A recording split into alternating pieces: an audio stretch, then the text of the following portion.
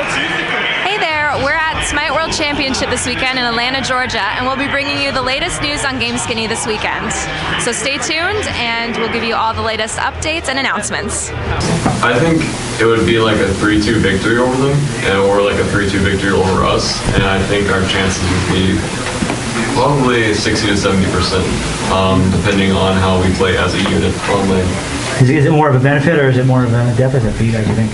Well, there's a lot of like weird mind games that go on with Cog Red and Scrim, because like we want to hide picks from them and they want to hide picks from us, but it's kind of hard because then you don't ever get practice with those picks. But I don't know.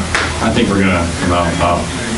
But as far as like the scrims go, I would say we weren't really hiding anything in any other event, and now we have a lot more strategies, because before we thought they were showing us all their picks, and then they like pull out like this random like mid, and we weren't really prepared for that. And now that we have come up with strategies on our own outside of Cog Red, we kind of distance ourselves from them. I think that makes us a better team.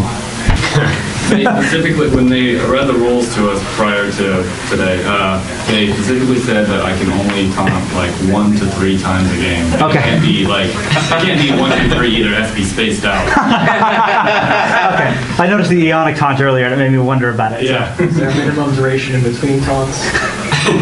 That's what I was asking. Like, define excessive. Not at this World Championship, probably at the next one, to be honest. I think North America and Europe are just really far ahead of the other regions. Like, we just saw OMG almost win a game off Titan, but I don't think Titan was really respecting them. And now the teams like have seen what OMG did, and now they can respect them. I think OMG won't have another game that close at this event. But I think next year, I think the other scenes are definitely going to be a lot better than they are now. You go first there. Yes, I gotta stop that kid. Tried him winning. I mean, I just think we're most excited to face Cog Red. Right. We're pretty sure we can beat every other teams. We pretty much know we can. Yeah. Cog Red, when we scrim them, we pretty much go 50-50, or maybe we win 1 extra. It's just going to be a close game. We're just excited to prove them. And against the EU team, because everybody's saying that, like their predictions and stuff, everyone's saying like, oh, SK or Titan is going to take first, and we pretty much know that we're better than the EU team, so we're just like sitting here just waiting for us to face them so we can make everyone's predictions just wrong. So we can, and then we'll face Cog Red and hopefully beat them. I think for this event, like we have a lot to prove as a team, because in the other events, we were like just dominating online, and every time we go to LAN, we struggle a little bit. But I think this is the event where like, we're really going to come together as a team and get first place. Agreed. I would say we kind of disconnect as a team. Online, I think we're much tighter. We're much closer. We work a lot better. But once it gets to LAN, people start either playing a little too defensive, a little too aggressive. So we kind of disconnect. But we've been working really well lately in scrims, and you just saw the game we had. Like we were playing flawless. So I expect that the rest of the event. Also, breathing is actually kind of hard. Me and one of my teammates, Anister, we can't really get deep breaths in, so we're just sitting there the whole time just trying to breathe. And maybe every like 1 and 8, we'll get like a good deep breath, and we just hold it there, and we're like, oh my God. That's where I'm at. Breathing's harder. I've been in a lot of different pro teams and different organizations, and I've noticed like a lot of players really strive online, and when they come to LAN, they're like, whoa, what do I do? Like, I have no idea what's going on.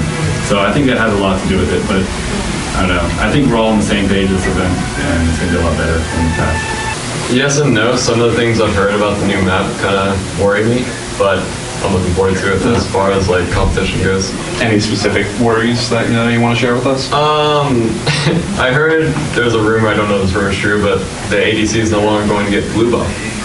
So I'm not sure if that's true, and that basically means I won't be able to clear my lane for the first 2 minutes as well as I am now. And that changes a lot of lane mechanics, changes a lot of gods as far as like who's good. Like Cupid will probably come back in, because right now there's like Rama and Apollo and all those lane clear gods. And their lane clear so good is because they have blue buffs. So at next season, when there's blue buffs no longer there, quote unquote, I think you'll see the more, I guess, non-lane clear, maybe like Shablanc, maybe Cupid come back into the meta. I actually slightly disagree with that. I think the AD carries will be moving to the solo lane because solo lane actually still gets their blue buff. So I think the AD carries may be there, and you might be seeing like weird mages and like bruisers in the duo lane. Would we change though? Would you become duo lane? I'd become solo. No, I like blue buff.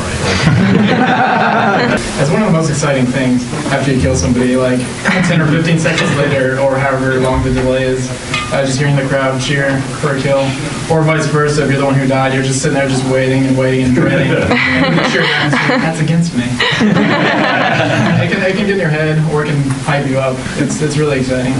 Also, it's really loud because we don't have any soundproof equipment around us, so we just hear that. We have the headphones, soundproof headphones, but we still hear a lot of noise. But it's pretty easy to just tune that out and focus on yourself and the team. It's fun. I think it hypes me up more than anything. Like, whenever I get a kill, I just go crazy. Last game sucked for me.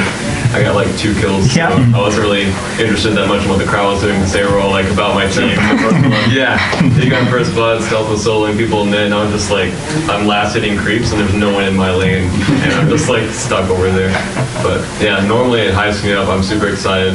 Before the games, I get a little jitters, a little nervous, but once I get on stage, I'm perfect. Yeah, I'll do it.